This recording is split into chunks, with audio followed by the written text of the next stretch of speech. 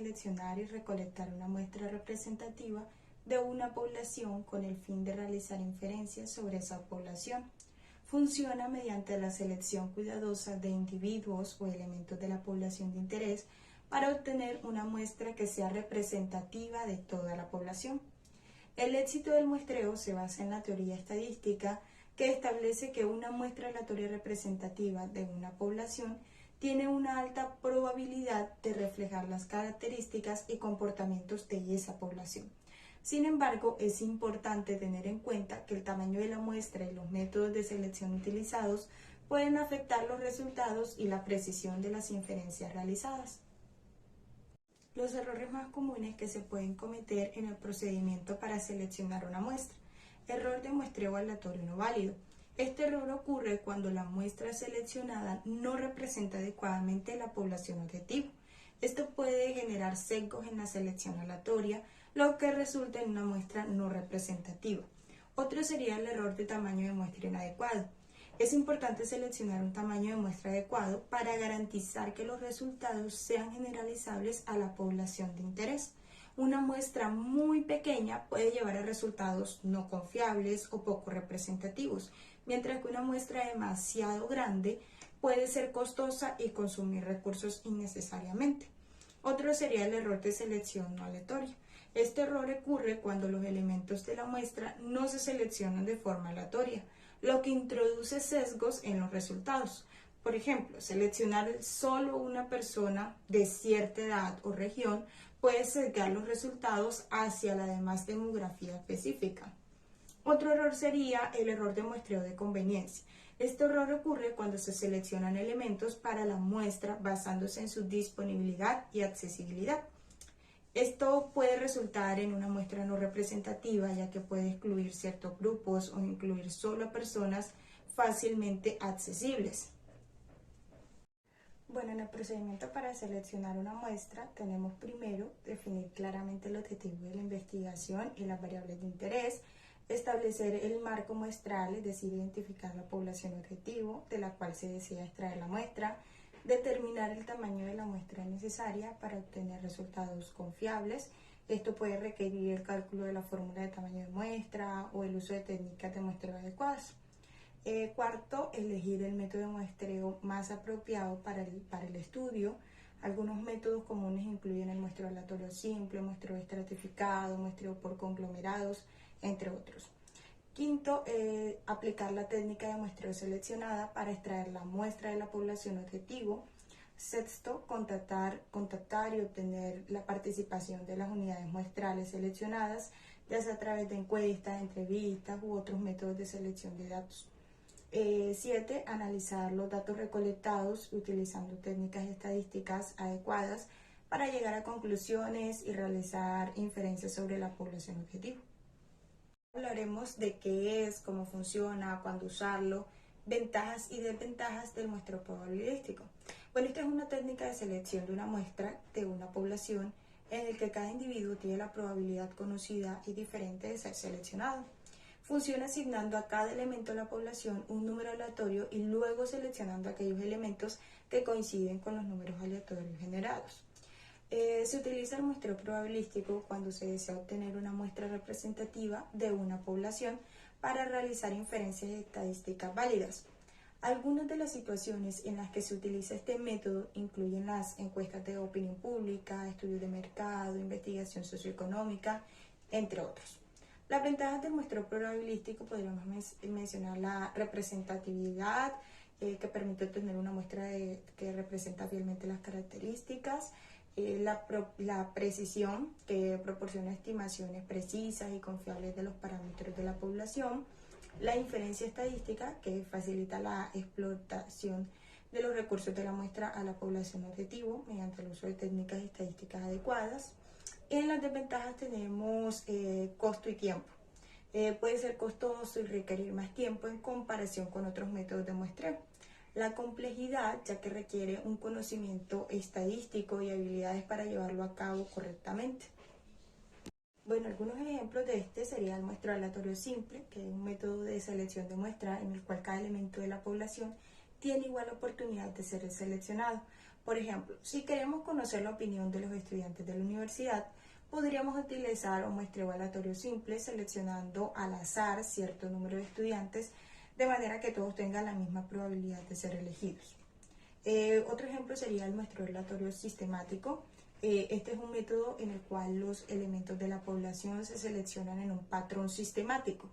Por ejemplo, si queremos realizar un estudio sobre la satisfacción de los clientes en un supermercado, podríamos seleccionar a cada 10º cliente que ingrese al establecimiento. Tercero, muestreo aleatorio estratificado. Este es un método en el que la población se divide en subgrupos homogéneos llamados estratos y luego se selecciona una muestra aleatoria simple por cada estrato. Por ejemplo, si queremos estudiar la opinión de los estudiantes de una universidad, podríamos dividirlos en estratos según su carrera y luego seleccionar muestras aleatorias simples de cada estrato proporcionalmente al tamaño de la población en cada carrera. Otro ejemplo sería el muestreo aleatorio por conglomerados, que implica dividir la población en grupos más grandes, llamados conglomerados, y luego seleccionar al azar algunos conglomerados para formar la muestra. Por ejemplo, si queremos estudiar la satisfacción de los empleados de diferentes empresas, podríamos seleccionar algunas empresas al azar y luego encuestar todos los empleados dentro de esas empresas seleccionadas. Bueno, métodos de muestreo no probabilístico, qué es, cómo funciona, cuándo usarlo, ventajas y desventajas. Pues son técnicas utilizadas para seleccionar una muestra de una población donde la probabilidad de selección de cada individuo no está definida. Estos métodos se utilizan generalmente en situaciones donde no es posible o práctico obtener una muestra aleatoria debido a limitaciones de recursos, tiempo o falta de información completa sobre la población. Por lo tanto, los métodos no probabilísticos pueden proporcionar resultados rápidos y económicos en tales casos. Ventajas de los métodos de muestreo no probabilísticos. Primero, son más fáciles y rápidos de realizar en comparación con los métodos probabilísticos. Segundo, pueden ser útiles cuando no se dispone de información completa sobre la población. Tercero, son adecuados para explorar o generar hipótesis iniciales donde no se requieren conclusiones precisas y generalizables. Las desventajas de los métodos de muestreo no probabilístico. Primero, no permiten generalizar los resultados obtenidos a toda la población, ya que la muestra no se selecciona de manera aleatoria. Segundo, pueden introducir sesgos en los resultados debido a la influencia de la persona que realiza la selección. Tercero, proporcionan estimaciones precisas de los parámetros poblacionales. Algunos ejemplos: el muestreo por cuotas es un método de selección de muestras utilizado en la investigación social, donde se dividen los posibles participantes en diferentes segmentos o categorías predefinidas. Y luego se selecciona una muestra proporcional de cada categoría.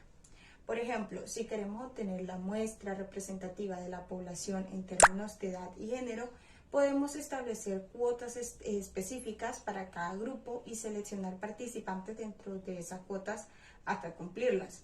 Segundo, el muestreo intencional o de conveniencia. Este tipo de muestreo implica la selección de participantes basada en la disponibilidad del investigador.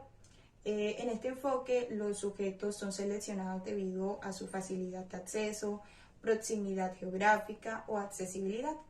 Por ejemplo, si se desea obtener la opinión de los estudiantes universitarios sobre una determinada cuestión, se podría realizar el muestreo de la cafetería, del campus o de un aula de los estudiantes donde se encuentre disponible. Tercero, bola de nieve. El muestreo bola de nieve es un método utilizado para seleccionar participantes cuando la población de interés es difícil de alcanzar o se desconoce.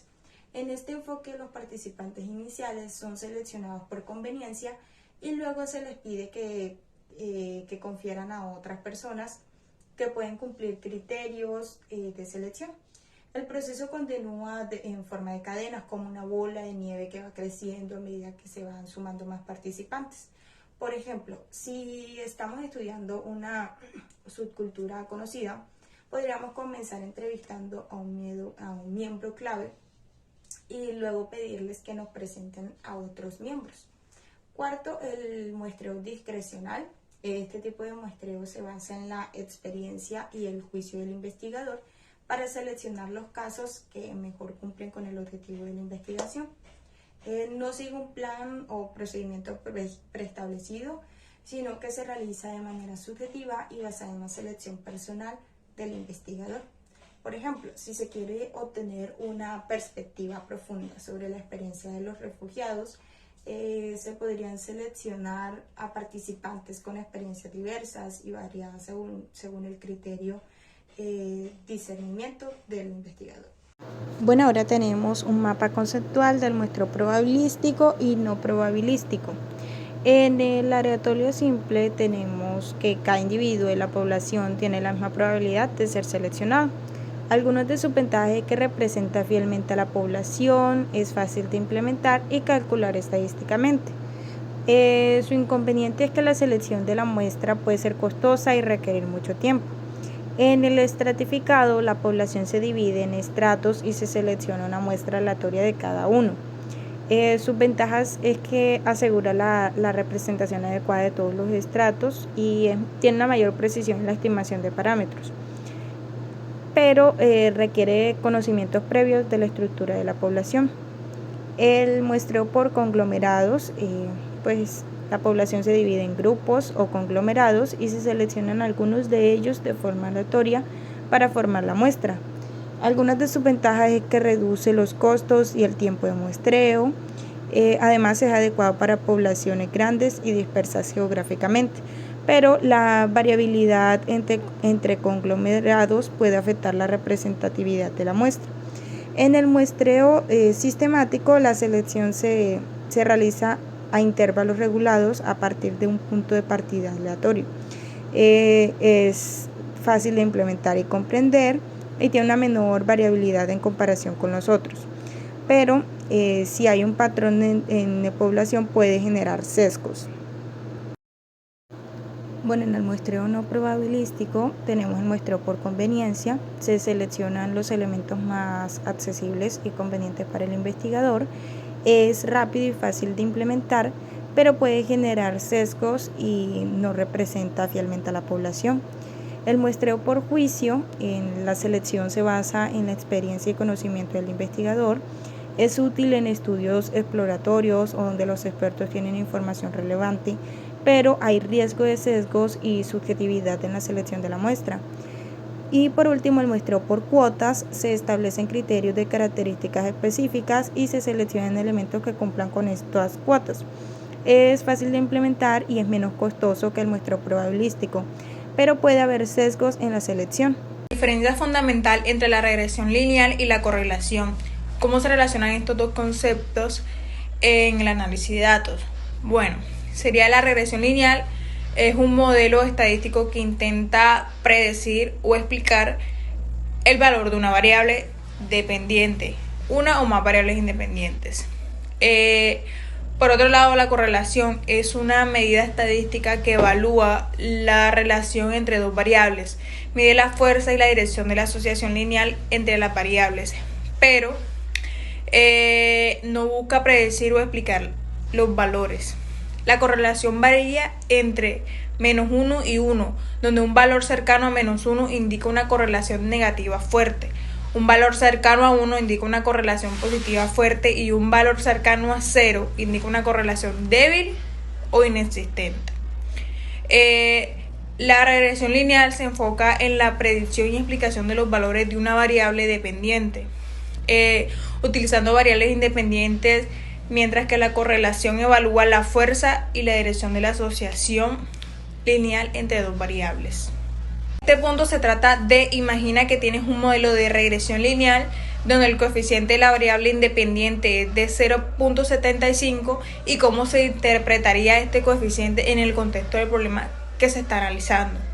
Bueno, como respuesta tenemos que significa que por cada incremento unitario en la variable independiente se espera un aumento del 0.75 en la variable independiente. Esto indica una relación positiva entre dos variables donde un aumento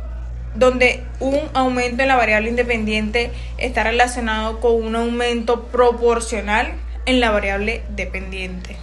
Entonces, ¿cuáles son las métricas comunes, grados de correlación, utilizadas para evaluar la bondad de ajuste de un modelo de regresión?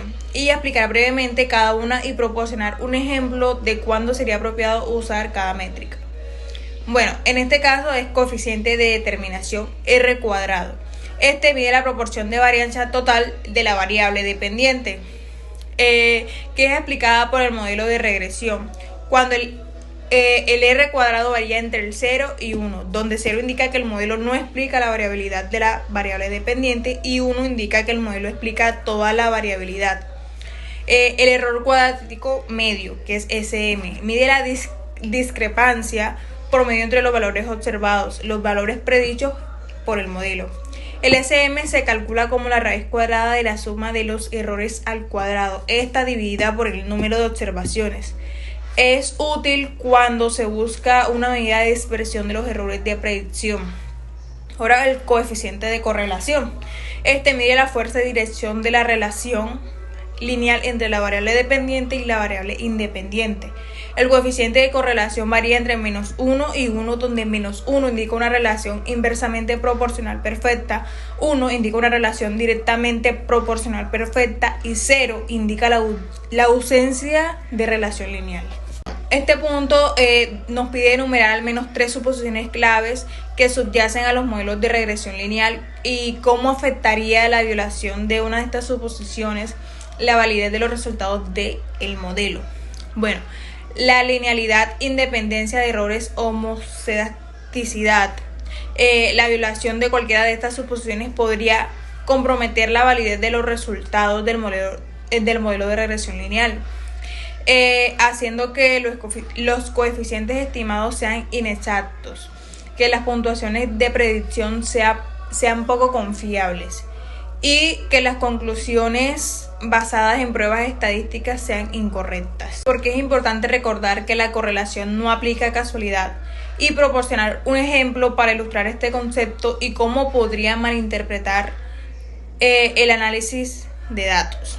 Bueno, es importante recordar que la correlación no aplica casualidad porque solo 2 variables están correlacionadas. No significa que una causa directamente la otra, sino que la correlación simplemente muestra que existe una relación estadística entre 2 variables, pero no nos dice nada sobre la dirección o el mecanismo de esa relación.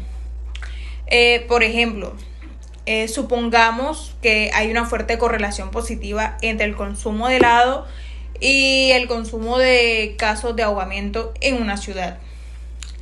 Bueno, si solo nos basamos en esta correlación, podríamos malinterpretar que comer helado causa los casos de ahogamiento. Sin embargo, en la realidad, ambas variables están influenciadas por un tercer factor. El clima cálido es un clima más caluroso, es más probable que la gente consuma helado. Y también es más probable que vaya a nadar, aumentando así la probabilidad de casos de ahogamiento. La diferencia entre la regresión lineal simple y la regresión lineal múltiple. Y la pregunta es cómo se seleccionan las variables independientes en un modelo de regresión lineal múltiple y cuáles son los desafíos asociados con esta selección. Bueno, la regresión lineal simple es un modelo que busca establecer una relación lineal entre una variable independiente y una variable dependiente. En este caso, se utiliza solo una variable dependiente para predecir el valor de la variable dependiente. Por otro lado, la regresión lineal múltiple considera múltiples variables independientes para predecir la variable dependiente. Algunos de los métodos de selección comunes son los siguientes. 1 sería la selección basada en el conocimiento del dominio. 2 sería la selección paso a paso. 3 sería la selección mediante criterios estadísticos. 4 sería la selección mediante técnicas automatizadas. Bueno, la selección de variables independientes es un modelo de regresión lineal múltiple que también se presenta desafíos. Algunos de ellos son los siguientes. 1, multicolinealidad.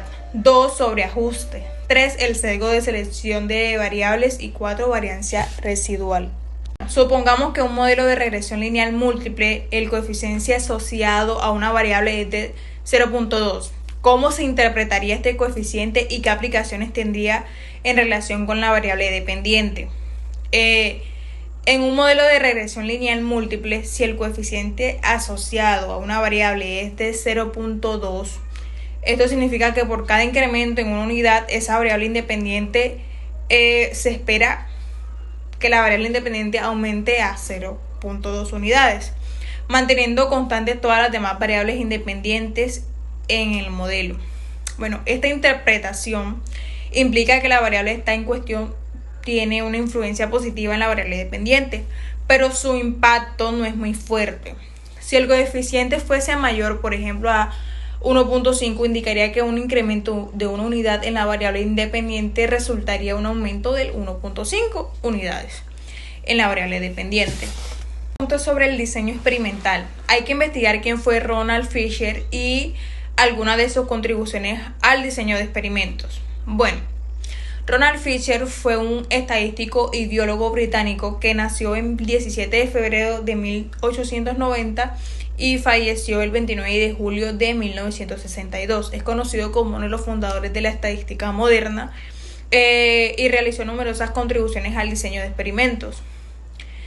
Sus contribuciones más destacadas incluyen 1. Diseños experimentales.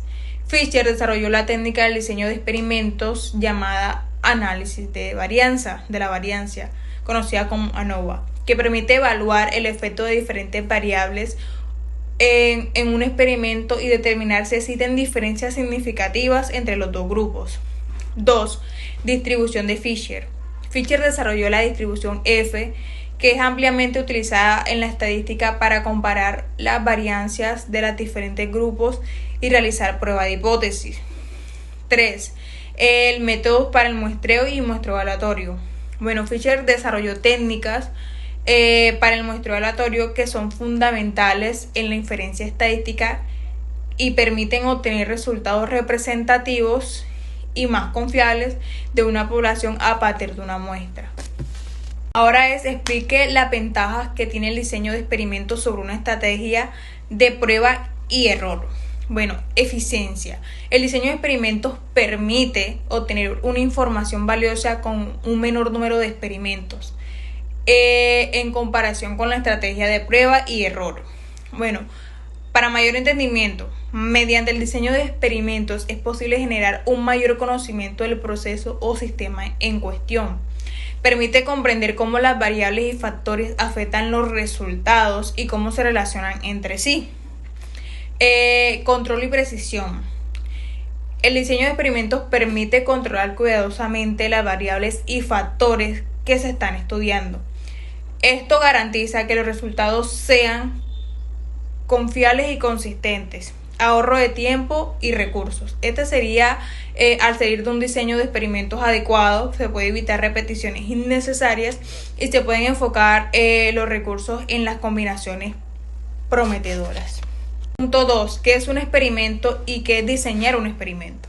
Bueno, un experimento es un proceso estructurado y controlado realizado con el objetivo de investigar, probar o demostrar una hipótesis o teoría. Diseñar un experimento implica planificar y organizar todas las etapas del proceso experimental. Esto incluye definir claramente la pregunta de investigación, determinar las variables que serán manipuladas y medidas y establecer un grupo de control. Seleccionar el tamaño de la muestra, decidir el método de recopilación de datos, entre otros aspectos. Presentado en esta presentación, podemos seguir hablando sobre las variables de respuesta. La variable de respuesta es la característica o medida que se pretende estudiar o analizar para obtener conclusiones. Es la variable que se desea precidir, explicar a partir de los factores del experimento. Por otro lado, un factor estudiado es una variable que se manipula o controla en un experimento con el fin de observar su efecto sobre la variable de respuesta. Los factores pueden ser variables o independientes con condiciones que cambian en experimentos. Por otro lado, nos preguntan si en un experimento solo es posible estudiar los factores que actualmente se controlan en la operación normal del proceso. Con eso podemos decir que en un experimento se busca estudiar los factores que pueden afectar el resultado o desempeño de un proceso. Si bien es cierto, se pueden estudiar los factores que se controlan en la operación normal del proceso. También se pueden incluir otros factores para evaluar su impacto en el resultado. En un experimento se pueden manipular y controlar diversos factores, incluso aquellos que no son controlados de forma rutinaria en la operación normal. La relación que se separa entre la variable de respuesta y factores depende del objetivo del experimento y de la hipótesis planteada. Puede haber una relación causal directa donde un factor afecta directamente a la variable de respuesta. También puede haber unas interacciones entre los factores, lo que implica que el efecto de un factor puede depender del nivel o de presencia de otros factores. ¿Qué es un error aleatorio y qué es un error experimental? Un error aleatorio es una fluctuación incontrolable en los datos experimentales que se producen debido a factores impredecibles e incontrolables, como errores de medición, ruido de fondo, variaciones ambientales, entre otros. Por otro lado, el error experimental se refiere a la discrepancia entre los valores medidos y los valores verdaderos en un experimento. Este tipo de error puede ser causado por errores sistemáticos como calibraciones incorrectas de equipos, mediciones inexactas o errores de procedimiento que se pueden repetirse consistentemente. La pregunta número 7 nos dice: describe de manera breve los 3 principios básicos de un diseño de experimento. La replicación permite evaluar la consistencia de los resultados y determinar si son estadísticamente significativos. La aleatorización implica asignar al azar los elementos del experimento a diferentes tratamientos o grupos de control. El control de variables garantiza que cualquier diferencia observada en los resultados sea realmente causada por el tratamiento y no por otras circunstancias. En la pregunta 8 podemos responder en 1.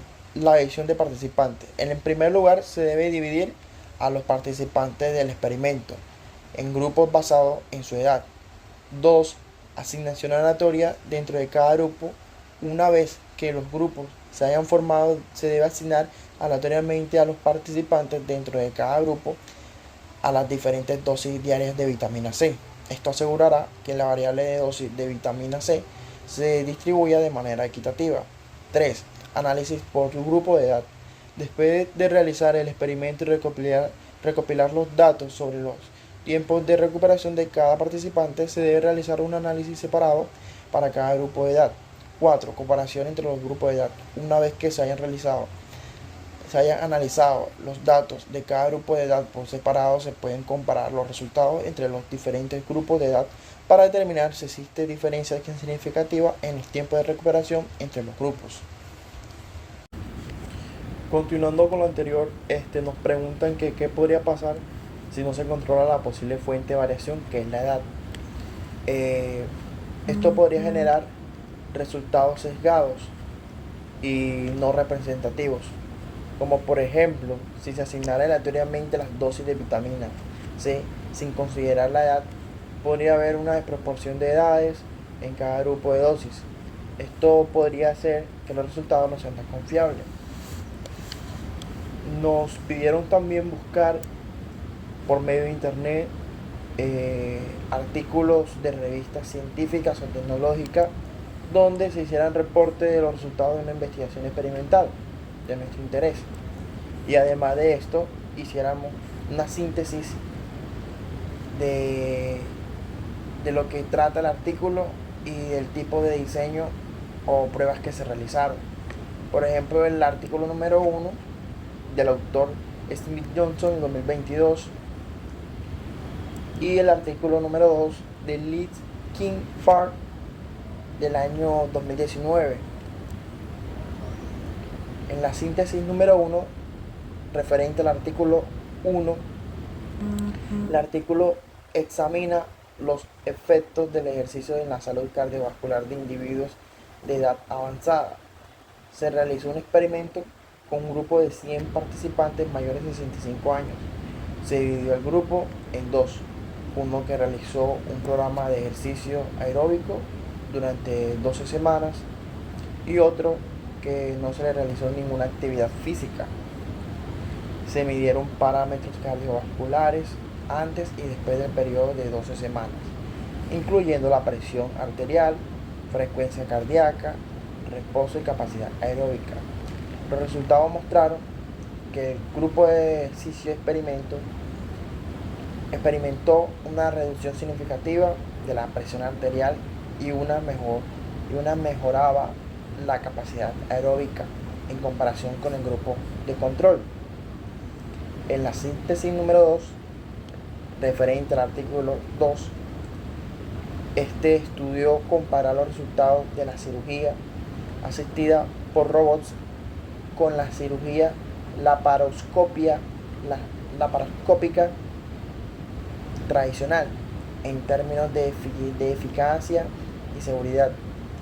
Se realizó un ensayo clínico aleatorizado con 50 pacientes que necesitaban cirugía abdominal. La mitad de los pacientes fueron sometidos a una cirugía robótica y la otra mitad a una cirugía laparoscópica convencional. Se registraron variables como el tiempo de operación, la pérdida de sangre, la tasa de complicaciones y la recuperación postoperatoria. Los resultados indicaron que la cirugía robótica fue significativamente más rápida y esta generó menos pérdida de sangre en comparación con la cirugía laparoscópica. No hubo diferencias significativas en cuanto a complicaciones o tiempo de recuperación. Eso es todo, muchas gracias.